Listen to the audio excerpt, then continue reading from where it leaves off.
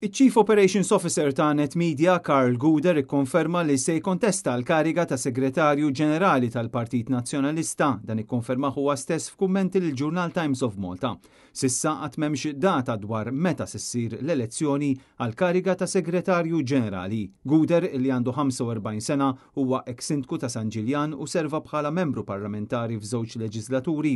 Apparti minn hekk, Carl Guder ilu snin twal jaħdem fl-istrutturi tal-Partit Nazzjonalista u fl-aħħar xhur mexxa wkoll il-kampanja tal-MPs bħala campaign manager bil-ħidma tat-tim tiegħu flimkien ma' tmexxija tal-Partit Nazzjonalista iwasslu għall-aqwa riżultati li kellu l-Partit Nazzjonalista fl-aħħar snin. L-istess riżultat elettorali illi jfisser it-tielet siġġu fil-Parlament Ewropew u maġġoranzi f'diversi kunsilli lokali. Fuq il-medja soċjali, Carl Guder insista li dawn huma żminijiet eċitanti u ta' sfida għall Partit Nazzjonalista. Dan fil-waqt li irringrazzja lil kap tal-Partit Nazzjonalista Bernard Grech u lis-Segretarju Ġenerali Michael Piccinino għal-leadership illi urew fl-aħħar 3 snin. Carl Guder qal illi l-pass li jmiss għandu jitwettaq flimkien għal ġid ta' kulħadd.